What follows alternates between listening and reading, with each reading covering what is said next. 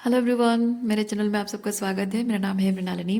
चलिए देखते हैं कि आज की रीडिंग में ईश्वर आपको क्या मैसेज देना चाहते हैं। जैसे मैं हमेशा बोलती हूँ, जनरल रीडिंग है तो आपको जितना रेजोनेट करता है उतना ही लीजिए।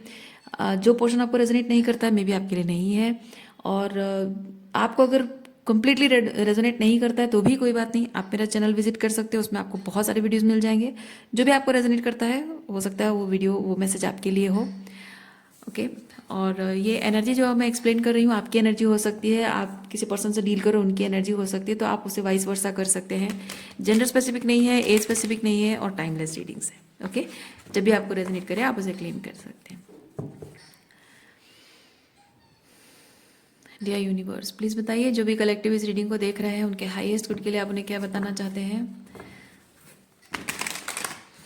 डियर यूनिवर्स, प्लीज़ बताइए जो भी कलेक्टिव इस रीडिंग को देख रहे हैं उनके हाईएस्ट गुड के लिए आप उन्हें क्या बताना चाहते हैं। Thank you for the love, thank you for the grace, thank you for the abundance. Dear universe, thank you for the protection.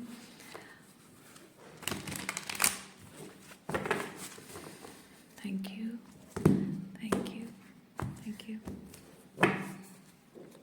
Bottom of deck में ace of swords. Okay, ace of swords. किसी चीज़ को लेकर clarity आ रही है आपकी life में, कोई कम्युनिकेशन आ रहा है, क्लैरिटी आ रही है। और ये मैं फील कर रही हूँ कि आपके लिए कंफर्मेशन हो सकती है, और maybe form of test, जो कि शायद यूनिवर्स ये आपको दिखाना चाह रहा है कि आप कितने श्योर हो इस चीज़ को लेकर। श्योरिटी। ठीक है, चलिए देखते हैं क्या एनर्जी है। 7 ऑफ पेंटिकल।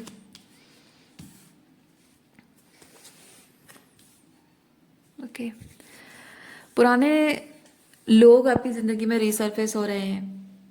पुराने रिलेशनशिप्स आपकी ज़िंदगी में रिसरफेस हो रहे हैं। लोग आपसे पूछने शायद वापस आ रहे हैं कि आप को क्या हो गया, आप क्यों बात नहीं कर रहे हो, क्यों रेसिप्रोकेट नहीं कर रहे हो। वो आपका इंतज़ार कर रहे हैं, वो आपसे बात करना चाह रहे हैं, लेकिन आप उनसे डिस्टेंस क्यों मेंटेन कर रहे हो। ये कोल्डनेस, ये किंग ऑफ सॉर्ड्स की एनर्जी है। कोल्डनेस है, आप कोई भी इमोशंस आप शो नहीं कर रहे हो। आपकी एनर्जी से किसी को कुछ समझ में नहीं आ रहा है कि आपके मन में चल क्या रहा है। वो वाली एनर्जी है।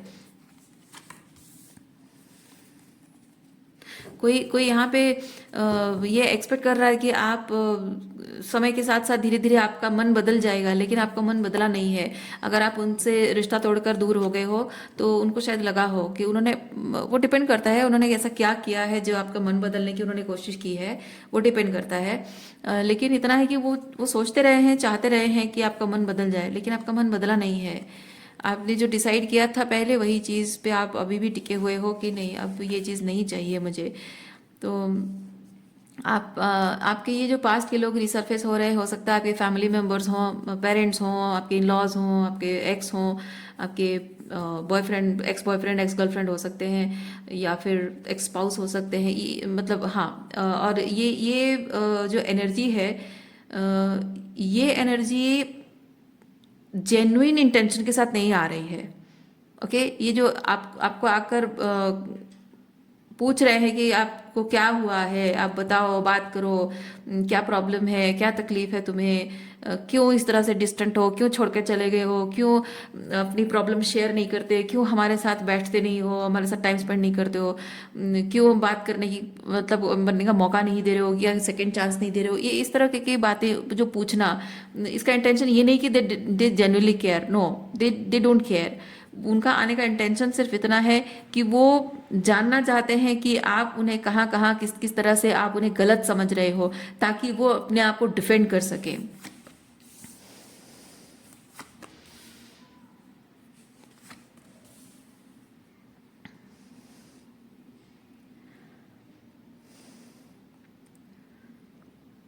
इन लोगों का ऐसा भी हो सकता है कि वो आपके साथ झगड़ा भी ना करें, लेकिन बहुत ही स्वीट तरीके से, बहुत ही सॉफ्ट तरीके से आपको ये जताने की कोशिश करें कि अरे नहीं नहीं, तुम हमेशा से हमें गलत समझते रहे हो।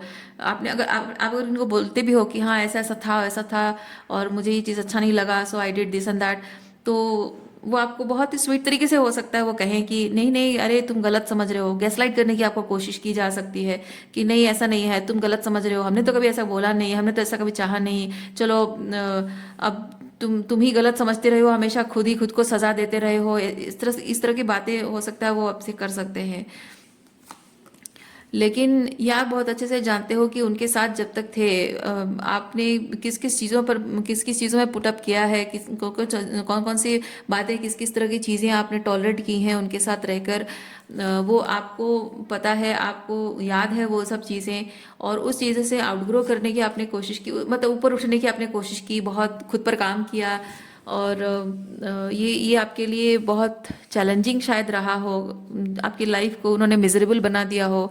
और उस सिचुएशन से वो किस तरह से मिजरेबल बनाया है, उन्होंने जो कुछ भी किया है वो उसका अंदाज़ा शायद इनको नहीं है। अपने पर्सपेक्टिव से शायद वो चीज़ों को देख रहे हैं कि हाँ हमने तो ये कर दिया, हमने तो वो किया, तो हमने तो सब कुछ प्रोवाइड किया, तुम्हारी सारी ज़रूरतें पूरी की, तो तुम्हें और चाहिए भी क्या था तुम्हें। लेकिन जिस तरह से उन्होंने इमोशनली साइकोलॉजिकली आपका डैमेज किया है, वो चीज़ वो समझने को तैयार नहीं है, या अगर समझते हैं तो एक्सेप्ट करने को तैयार नहीं है। कुछ लोगों का ऐसा है, वो समझते हैं लेकिन एक्सेप्ट नहीं करेंगे। कुछ लोग हैं जो एक्सेप्ट नहीं करते हैं, मतलब मानते नहीं, उनको पता नहीं। कुछ लोगों को पता नहीं है, समझ नहीं है, और कुछ लोगों को समझ है लेकिन मानना नहीं चाहते हैं।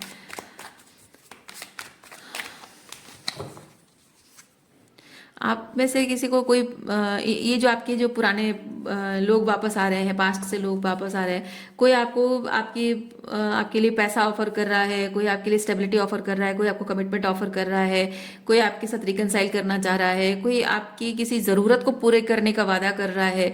जो जो ये वादे जो करना, ये एक माध्यम है आपको वापस पाने का, हुवर बैक करने का ये माध्यम है इनका। लेकिन आप इंट्यूटिवली बहुत अच्छे से जानते हैं, और आप ऑलरेडी बहुत कुछ, ये होता है कि आपने बहुत कुछ फील किया है, और आप इंट्यूटिवली, मतलब आपकी थर्ड आई बहुत ओपन है, आप इंट्यूटिवली जानते हैं कि ये इनकी एनर्जी में वो रेड फ्लैग आपको दिखाई देगा। ओके, वो माइंड गेम, वो मैनिपुलेशन, वो एनर्जी में रेड फ्लैग वो दिखाई देगा। क्योंकि देखिए, जब कोई इंसान कहता है कि हमारे इंटेंशन तो सही थे, तुम्ही ने हमको गलत समझा, मिसअंडरस्टैंड किया, तो ऐसा होता है कि कोई इंसान अगर सच में जेन्युइन है ना, तो वो आपको मजबूर नहीं करेगा। आपकी अगर कोई नीड है, इमोशनल नीड्स, साइकोलॉजिकल नीड्स है, या किसी तरह के कमिटमेंट की नीड, जो भी आपकी नीड्स है रिलेशनशिप में रहने के लिए, आपकी जो नीड्स है, प्रायोरिटीज़ है, वो चीज़ वो हमेशा लैकिंग रखना नहीं करता है वो चीज़। ओके, वो प्रोवाइड करेगा, वो समझेगा उस चीज़ को। तो कोई अगर आपको डिप्राइव कर रहा है, वो उस चीज़ पर ध्यान नहीं दे रहा है, और लोग कहें कि हाँ हमने तो सब कुछ प्रोवाइड किया। कुछ कुछ लोग ऐसे होते हैं, वो कहते हैं हमने, मैंने क्या नहीं दिया तुम्हें, पैसा खर्चा किया, तुम्हें घुमाया फिराया, शॉपिंग कराई, इतने महंगे खर्चे तुम्हारे थे, इतनी सारी चीज़ें खरीद के दी, ये वो ऐसा वैसा सब कुछ तो दिया तुम्हें, क्या नहीं दिया मैंने। अपने बैंक बैलेंस तुम्हें पकड़ा दिया, सारे डेबिट कार्ड्स, क्रेडिट कार्ड सब पकड़ा दिया तुम्हें। कुछ लोगों का ऐसा कहना होता है, लेकिन दे लीस्ट अंडरस्टैंड, या फिर मुझे पता नहीं ऐसे लोगों की साइकोलॉजी कैसी होती है। लेकिन मुझे तो इतना समझ में आता है कि इंसान की ज़रूरत, हाँ जब पैसा ज़रूरत पूरी ज़रूर करता है, लेकिन वो पैसे से खुशियाँ खरीदी नहीं जा सकती हैं। पैसे से रिलेशनशिप की जो स्ट्रेंथ है, रिलेशनशिप में जो विश्वास है, अपनापन है, जो प्यार है, वो पैसों से खरीदा नहीं जा सकता है। रिलेशनशिप में जो इमोशनल इंटीमेसी है, वो पैसों से खरीदा नहीं जा सकता है। सामान ज़रूर खरीदा जा सकता है। पता नहीं, कुछ लोगों को तो समझ में नहीं आता है। तो हो सकता है आप ऐसे लोगों से आप डील कर रहे हो, जो आपको गैसलाइट करने की कोशिश करते होंगे कि नहीं तुम हमेशा गलत थे, तुमने ये ऐसा चाहा वैसा चाहा।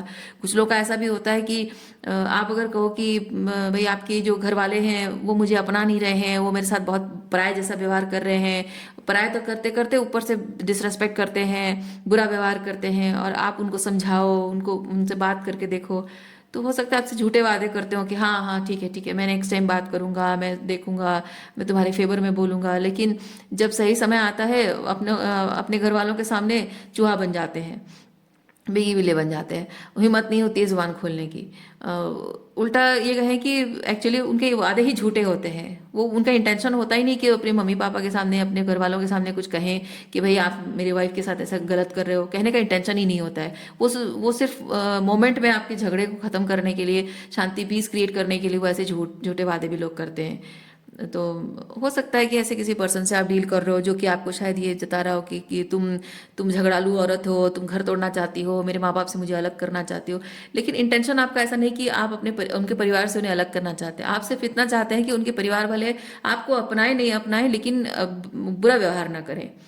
तो नहीं अपनाएं, ठीक है, आसान काम नहीं होता है किसी भी जो खून का रिश्ता नहीं है उसको अपनाना इतना आसान काम नहीं होता है। ठीक है। आप हमारे समाज का नियम ही ऐसा है कि एक औरत को इतना मजबूर कर दिया जाता है कि रातों रात उसके सारे संबंध बदल जाते हैं। सुबह उठते ही वो किसी पराये आदमी को पापा बुलाती है, किसी पराई औरत को मम्मी बुलाती है, और एक रात में वो मेंटली इमोशनली तैयार नहीं है और किसी इंसान के साथ सुहागरात मनाती है। तो ये सब चीज़ें औरतों को, हमारे समाज का नियम ही ऐसा है कि औरतों को मजबूर किया जाता है। तो इसीलिए ये पेट्रियार्की का सिस्टम ही ऐसा है कि पुरुषों को ऐसा लगता है कि औरतें मतलब महिला जो फेमिनिन एनर्जी है हमेशा हर चीज़ को सहती रहें, हर चीज़ उनको पसंद आए ना आए बस उस चीज़ को एंड्योर करती रहें वो। लेकिन पुरुष नहीं करेंगे। तो अगर आप ये चीज़ कहते हो कि नहीं, अब मुझे मुझे नहीं अच्छा लग रहा है, मुझे अनकंफर्टेबल लग रहा है, अपना नहीं पा रहा है, चलो ठीक है कोई बात नहीं, मैंने अपना लिया तो वो भी अपना सकते हैं। पर कहेंगे नहीं, तुम तो पराए घर की हो, तुम्हें तो अपनाना ही पड़ेगा क्योंकि आके हमें हमारे घर में रहना है ना। सोचिए किस तरह की टॉक्सिक बातें हैं ये। तो एक लड़की को जैसे उसके उसकी भावनाओं का मजाक उड़ाया जा रहा है, उसके मतलब एक एक औरत को एहसास दिलाया जा रहा है कि उसने शादी करके कितनी बड़ी गलती कर दी, है ना। इस तरह की बातें बोलना कि तुम तो पराए घर से आई हो, तुम्हारा पालना, तुम्हारा पेट पालने के लिए, तुम्हारे जीने के लिए पैसा मैं दूंगा, मैं तुम्हारी ज़रूरतें पूरी करूंगा, मुझे करना ही पड़ेगा, मेरी ड्यूटी है, और मैं तुमसे प्यार नहीं कर सकता हूँ, मेरे घर वाले तुम्हें पसंद नहीं करेंगे, कोई बात नहीं, तुम्हें एडजस्ट करना पड़ेगा। तो ये एक झटके में एक औरत को ये एहसास दिलाया जाता है कि उसने उस इंसान से शादी करके कितनी बड़ी गलती की, पर फिर भी उसे चुपचाप सब कुछ सहने के लिए उम्मीद की जाती है। तो मैं कहना ये चाह रही हूँ कि ऐसे में लोग ना जताते हैं कि तुम घर तोड़ना चाहती हो, हमारे माँ बाप से हमारा रिश्ता खराब करना चाहती हो, तुम चाहती हो कि मैं सब कुछ छोड़ दूँ, तुम्हारा ही होके रह जाऊँ। लेकिन आप वो नहीं चाह रहे, आप चाह रहे हो कि चलो ठीक है, मेरे जैसे आप अगर उतना ओपन नहीं हो सकते हो कि आप एक रात में आप अपने दिल में मुझे बसा लो, मुझे अपना बना लो, चलो नहीं कर पा रहे हो, तुम्हें वक्त लग रहा है, कोई बात नहीं, लेकिन एटलीस्ट इस घर में जब मैं हूँ, मैं रह रही हूँ और मुझे रहना है, जिंदगी भर रहना है, तो मेरा अपमान ना करें वो लोग, मुझे नीचा ना दिखाएं, मेरे साथ बुरा व्यवहार ना करें। इतना एक पति से कोई औरत एक्सपेक्ट कर सकती है। लेकिन उसमें हस्बैंड लोग बोलते हैं कि तुम मेरे माँ बाप से मेरा रिश्ता तोड़ना चाहती हो, क्योंकि ये बात बोलने पर तो जाहिर सी बात है, माँ बाप तो कहेंगे कि जोर का गुलाम हो गया है और उनके साथ रिश्ता कमजोर हो जाएगा, घर से निकाल देंगे या फिर झगड़ा हो जाएगा। तो बीवी को बहाने बनाकर, एक्सक्यूजेस देकर बोल देना कि तुम घर तोड़ना चाहती हो, कहना बहुत आसान होता है। लेकिन एक हस्बैंड अपनी वाइफ के लिए उस पर्सपेक्टिव से सोचे कि अलग घर से आई है, उसे यहाँ रहना पड़ रहा है, एक रात में सारे रिश्ते बदल गए हैं, उसको चॉइस करने का मौका नहीं दिया जा रहा है, उसको ये मौका नहीं दिया जा रहा है कि इस रिलेशनशिप में वो अपने सेक्सुअल चॉइसेस वो करने का मौका नहीं मिल रहा है। अगर वो मजबूर भी है उस इंसान के साथ रिलेशनशिप बनाने के लिए, तो भी उसको टाइम नहीं दिया जा रहा है, वो हस्बैंड भी उसको टाइम नहीं देता है, घर वाले भी टाइम नहीं देते हैं, कहते रातों रात मजबूरन करना ही पड़ता है ना। उसको ये मौका, हस्बैंड ये कोई हस्बैंड इतनी हिम्मत नहीं कर पाता है, रेयरली कोई हस्बैंड होता है जो कहता है कि इट्स ओके, हम रेडी नहीं हैं इमोशनली, थोड़ा सा एक दूसरे से कनेक्ट करते हैं, उसके बाद हम फिजिकल चीज़ों पर ध्यान देंगे। रेयरली कोई लाखों में एक हस्बैंड होगा जो ऐसा करता होगा। लेकिन जनरली हस्बैंड्स ये चीज़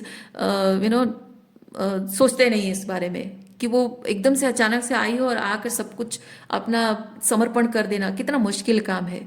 अपने रिश्ते समर्पण कर देना, अपनी भावनाएं, अपनी ज़रूरतें समर्पण कर देना, एकदम से कुछ सीख कर नहीं आई है, अपने अपने मैके से कुछ सीख कर नहीं आई है कहकर उसे जज कर देना कि उनके उनके खुद की बहुत सारी कमियां होंगी, प्रॉब्लम्स होंगी, लेकिन कैसे वो लोग एक्सेप्ट कर लेते हैं इस चीज़ को कि रातों रात वो बस वो आए, एकदम से घर में आते ही उनके घर के रीति रिवाज वो माने, उस पेडेस्टल पे उसको खड़ा कर देते हैं कि हमारे घर के रीति रिवाज इसको अब मानने चाहिए, उसको नहीं पता है बोल के उसको, मतलब हाँ आज ही आई है, पहला दिन है तो थोड़ा टाइम लगेगा, सीख जाएगी, नहीं, मतलब ऐसे कैसे आपके घर के रीति रिवाज उसको नहीं पता है, घर में घुसी नहीं, उसके मेहंदी ये नहीं हुई है, उसके उसने सुहाग का जोड़ा पहना, अभी तक उसने चेंज नहीं किया, मतलब इतनी नई है वो, फिर भी उसे एक्सपेक्ट किया जाता है कि वो घर के रीति रिवाज माने और घर में किसी को डिससेटिस्फाई ना करे, है ना। तो ये बोझ जो फेमिनिन एनर्जी पर होता है,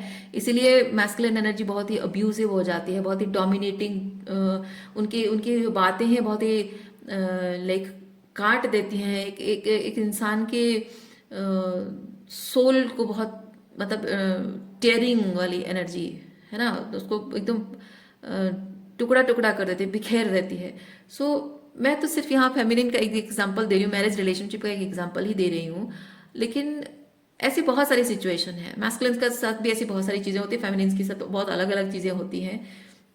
और कहने का मतलब ये है कि लोगों के पास ऐसे बहुत सारे एक्सक्यूजेस होते हैं आप पर दोष लगाने के लिए कि आप क्यों कमिट नहीं कर रहे हो, आप उनको रेसिप्रोकेट क्यों नहीं कर रहे हो, आप उनके साथ सुलह क्यों नहीं कर रहे हो, रिकनसाइल क्यों नहीं कर रहे हो, आप क्यों जिद पकड़ कर बैठे हो, डिस्टेंट हो गए हो। ये कहना बहुत आसान है, दोष लगाना, एलिगेशन लगाना बहुत आसान है, लेकिन जो लोग एलिगेशन लगाते हैं जिनकी वजह से आप डिस्टेंट हो गए, उनको उनका कॉन्साइंस पता नहीं कहाँ घास चरने गया होता है, उनको इतनी सी भी समझ पता नहीं उनके दिमाग में होती है नहीं होती है कि उन्होंने ही आपको इस तरह से, जो आप डिस्टेंट हो गए हो, ये रिश्ता कमजोर पड़ गया है, आप अलग हो गए हो, कितना मजबूर कर दिया होगा उन्होंने, क्या कुछ किया होगा आपके साथ, ही इतने मजबूर हो गए होगे कि आप ये रिश्ता छोड़कर चले गए हो, है ना। ये सोचने का मतलब अपने अपने गिरबा पे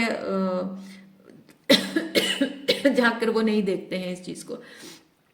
एक्सक्यूज मी।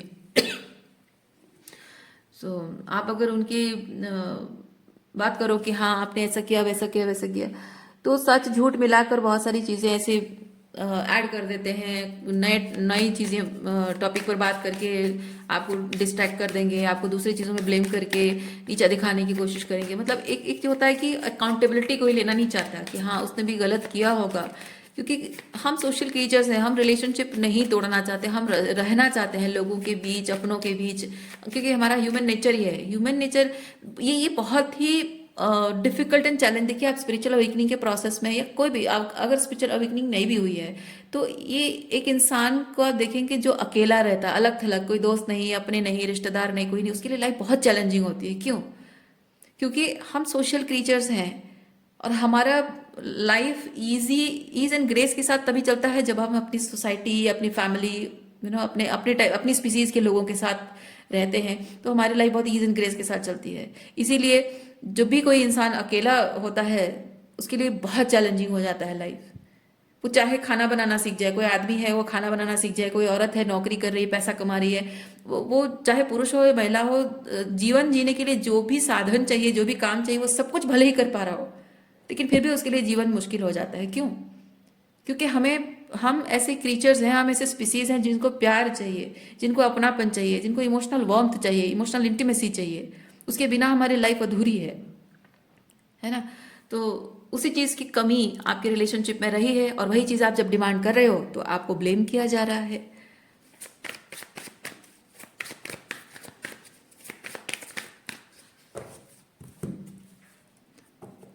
लोगों के लिए बहुत आसान है कहना कि हाँ मैं प्यार नहीं करता हूँ, मैं सिर्फ जिम्मेदारी निभाने के लिए रिश्ते निभा रहा हूँ, लेकिन वही बात अगर आप उनसे कह दो कि मैंने कभी तुमसे प्यार किया नहीं, मेरे माँ बाप ने मेरी शादी तुमसे ज़बरदस्ती करवा दी और समय के साथ साथ मैंने एडजस्ट कर लिया, लेकिन मुझे आज तक तुमसे प्यार नहीं हुआ, आप अगर बोल दो तो आदमी इतना भड़क जाएगा, आपको चरित्रहीन बुला देगा, क्या कुछ नहीं कर देगा, क्या कुछ नहीं बोल देगा, जाके आपके माँ बाप से कंप्लेन कर देगा कि इसका किसी के साथ अफेयर चल रहा है इसीलिए मुझसे प्यार नहीं करती, कितना कुछ कर देगा, है ना। तो पुरुषों के लिए बहुत आसान होता है। देखिए feminine, divine feminine, empress and emperor, वो इमोशनल कंपैटिबिलिटी, वो वाइब्रेशनल कंपैटिबिलिटी है ही नहीं आपके रिश्तों में इन लोगों के साथ, है ना।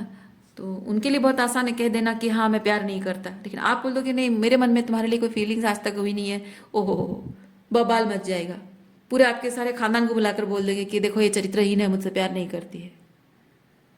तो अगर उन्हें आपसे प्यार नहीं हो पाया है तो ये भी तो पॉसिबल है ना कि आपको उनसे प्यार नहीं हो पाया होगा, आप भी इंसान हो। जस्ट बिकॉज एक मजबूरी से बांध दिया गया है इसका मतलब ये तो नहीं है। तो जो भी है, आप, मैं जेंडर स्पेसिफिक नहीं करना चाह रही हूँ। सो मे बी अगर आप रिलेशनशिप एंड करके चले गए तो ये पर्सन शायद आपको इस तरह से कह रहे हो कि नहीं तुम ये रिलेशनशिप इसलिए नहीं एंड हुआ है क्योंकि तुम मतलब हमारे रिश्ते में कोई प्रॉब्लम है, प्रॉब्लम तुम में है। हो सकता है तुम्हारा किसी के साथ अफेयर चल रहा है, हो सकता है किसी से तुम शादी करना चाह रही हो, इसीलिए रिलेशनशिप छोड़ के जा रही हो। शायद इस तरह से आपको ब्लेम किया गया है।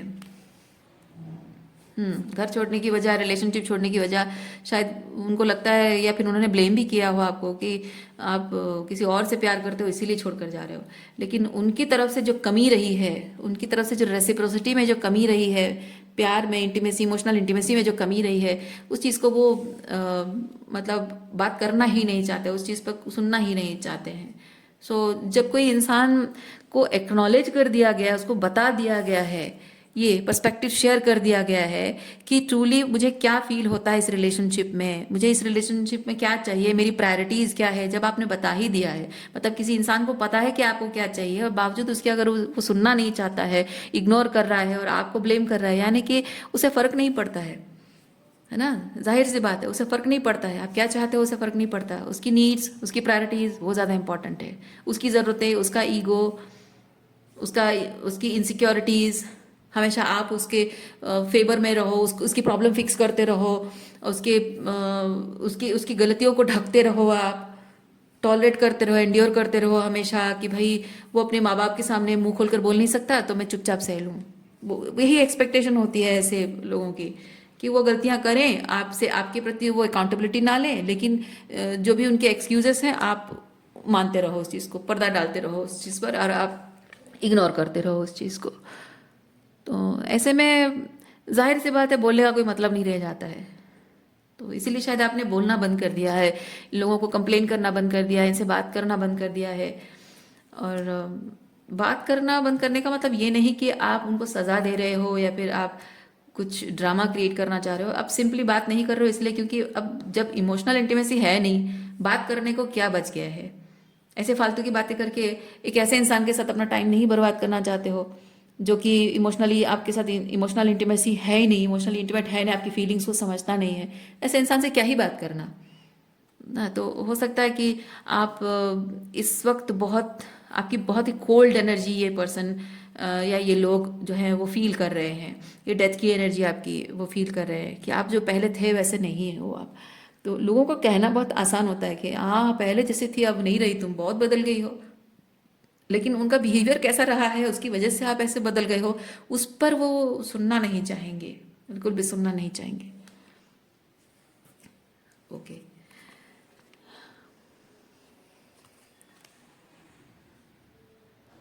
रिलेशनशिप का सारा बर्डन भी शायद आपने अकेले संभाला है हमेशा। आपकी अपनी प्रॉब्लम्स रही हैं, अपनी इश्यूज रहे हैं, मे बी अपने पेरेंट्स के साथ इशू है, अपनी जॉब की इशू है, अपनी खुद की सिक्योरिटीज़ है, कभी अपनी हेल्थ इश्यूज है, कभी हार्मोनल इश्यूज है, बहुत सारी सबकी अपनी अपनी बहुत सारी इश्यूज होती हैं, अपनी हेल्थ है, बाकी सारी चीज़ें हैं। तो अपनी खुद की प्रॉब्लम्स तो आप हैंडल कर ही रहे हो, अपने इश्यूज तो आप हैंडल ही कर रहे हो, लेकिन उनके इश्यूज भी आप हैंडल कर रहे हो कि उनके दूसरों के साथ रिलेशनशिप को लेकर या उन दूसरों की वजह से आपका रिलेशनशिप इफेक्ट हो रहा है और वो उस चीज़ को फिक्स नहीं करना चाहते, वो हैंडल नहीं करना चाहते, आप हैंडल कर रहे हो। तो उनके और आपके बीच जो काम उन्हें करना चाहिए, जो अकाउंटेबिलिटी लेना चाहिए वो नहीं ले रहे हैं, तो आप उस चीज़ को इग्नोर करके उनके प्रति उनकी उनकी आपके प्रति जो जिम्मेदारी है वो आप खुद निभा रहे हो। So basically you are becoming that husband and becoming the wife. और आपके जो पर्सन है बहुत ही उसमें रोल उनका बस यही एक छोटा बच्चा जैसे होता है ना कि उसको बस मम्मी पापा खाना पीना दे रहे हैं, घुमा फिरा रहे हैं, सब कर रहे हैं, बस बच्चा एंजॉय कर रहा है। आपके पर्सन की एनर्जी वैसी है, बहुत ही मैच्योर एनर्जी है। हिपोक्रेसी लोगों का कैसा होता है ना, जब उनके साथ कुछ गलत हो रहा है तो गलत है, आपके साथ वही चीज़ वही गलत करेंगे तो वो कुछ भी नहीं है। उनके लिए कोई बात सच है, आपके लिए भी वही सच है, तो आगे नहीं नहीं नहीं नहीं आपको नहीं, वो आपके लिए वो सच नहीं है, वो चीज़ आपके लिए एप्लीकेबल नहीं है। तो इस तरह से हिपोक्रेट, ये किसी ऐसे हिपोक्रेट पर्सन से आप डील कर रहे हैं। आपके लिए यूनिवर्स नया डायरेक्शन तय कर रहा है। ओके, न्यू डायरेक्शन है, हो सकता है किसी दूसरे शहर में जाना। ओके, किसी दूसरे शहर में जा रहे हो, और हो सकता है कि आपको ज़िंदगी जीने का पर्पस पहले आपका मैरिज रिलेशनशिप रहा हो, या इन लोगों के साथ रिश्ते निभाना रहा हो, लेकिन यूनिवर्स आपको एक दूसरा पर्पस दे रहा है कि अब ये रिलेशनशिप आपको नहीं निभाना है, या फिर ये मैरिज आपको नहीं निभाना है। आपको अलग पर्पस दिया जा रहा है कि अपने ज़िंदगी को अपने टर्म्स पे जियो। Okay,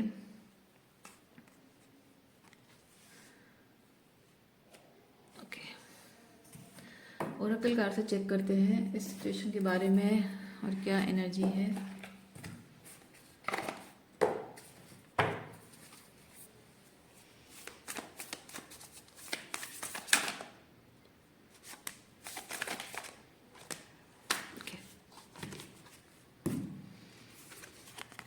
unbound, okay, don't deem to fit in. तो यहाँ जैसे हमने यहाँ पे रीडिंग के स्टार्टिंग में देखा कि आपके कुछ पास्ट के लोग, ये लोग वापस आ रहे हैं, तो आपको यूनिवर्स ये चीज़ बताता है कि इनके आप इनकी चिकनी चुपड़ी बातों में आप मत फंसे। हो सकता है कि वो आपको अनबाउंड ही ये चीज़ बता रहा है कि वो आपको कार्मिक बॉन्ड में बांधने की कोशिश ज़रूर करेंगे, आपको अपने साथ फिट इन करने की कोशिश ज़रूर करेंगे। मैनिपुलेशन, माइंड गेम हो सकता है। आपको शायद कोई लालच भी दिखाएंगे कि अरे आपकी ये प्रॉब्लम है, चलो हम फिक्स कर देंगे। अच्छा, तुम्हारी ये इश्यूज है, ये इशू पर हम बात करेंगे, या फिर ये इशू को हम, हाँ चलो आप ही बात कर लेंगे। तो आपको झूठा वादा भी कर सकते हैं, किसी तरह से, किसी भी तरह से कोई मैनिपुलेशन, माइंड गेम आपके साथ खेल सकते हैं, ताकि वो आपको कार्मिकली अपने आप के साथ बॉन्ड करें और आपको उस रिलेशनशिप में फिट इन करने की कोशिश करें कि आप फिर से पहले जैसे थे वैसे बन जाएं। लेकिन आप पहले जैसे वैसे बनोगे नहीं, है ना, क्योंकि आप बदल चुके हो।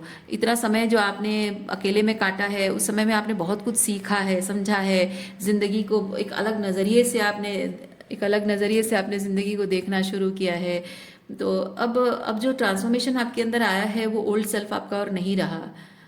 जिस तरह से आपको डिपेंडेंट थे, इमोशनली पीपल प्लीजर थे, या इमोशनली डिप्राइव्ड थे, इमोशनली वो लव सीकनेस आपके अंदर थी, आपको आप अनअप्रिशिएटेड फील करते थे, तो आप ट्रिगर होते थे और आप लोगों के साथ बहस में पड़ जाते थे।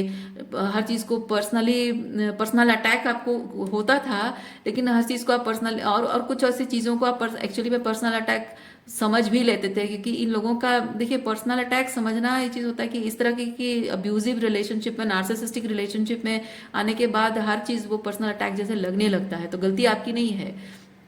तो जो कुछ भी आपने एक्सपीरियंस किया है, उससे लाइफ को लेकर, जिंदगी को लेकर एक एग्जिस्टेंशियल क्राइसिस हो जाती है जिंदगी को लेकर, कि आखिर मेरी जिंदगी ऐसी क्यों है, आखिर मैं क्यों, मेरे साथ ये सब क्यों हो रहा है, मेरे जीने का कोई मकसद नहीं है, मेरी कोई वैल्यू नहीं है। क्योंकि नार्सिसिस्टिक अब्यूजिव रिलेशनशिप में आपको इस तरह से वो नार्सिसिस्ट ऐसे प्रूव कर देता है, ऐसे दिखा देता है अपने बिहेवियर से, अपनी बातों से, इस तरह से आपके ब्रेन को, दिमाग के साथ खेलता है, और वो आपको जताता है कि आपकी पूरी एग्जिस्टेंस उसकी वजह से है।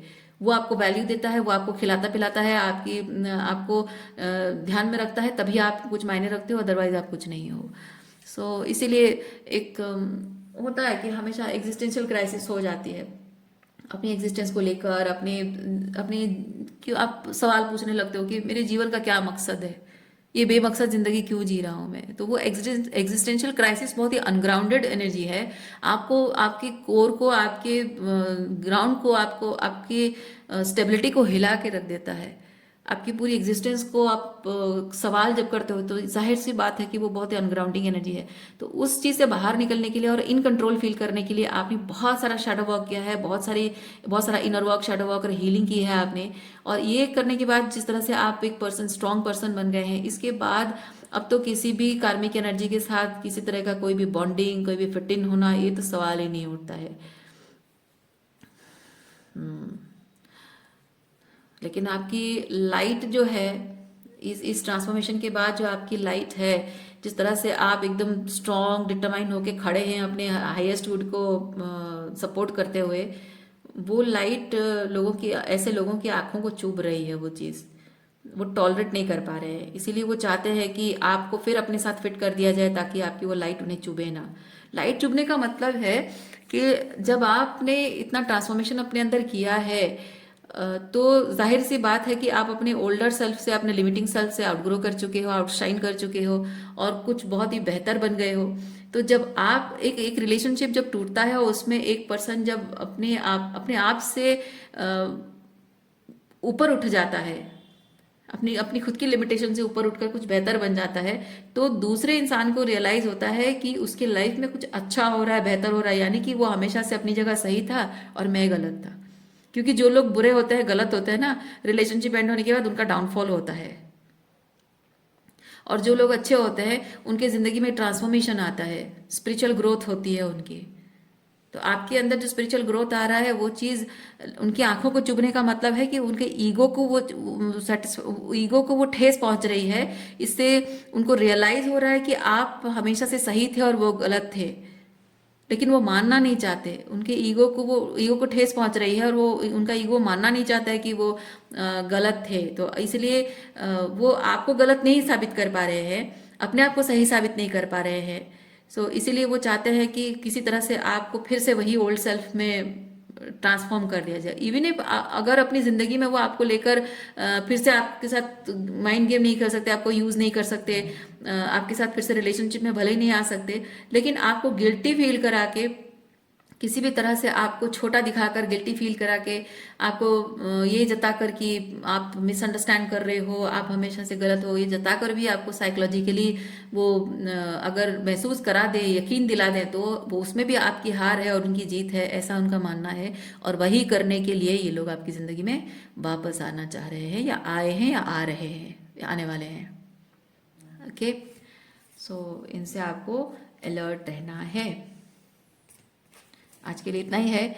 उम्मीद करती हूँ इस रीडिंग से आपको कुछ क्लैरिटी मिली हो। मैं आपको नेक्स्ट रीडिंग में मिलती हूँ। अपना ख्याल रखिए, खुश रहिए, बाय।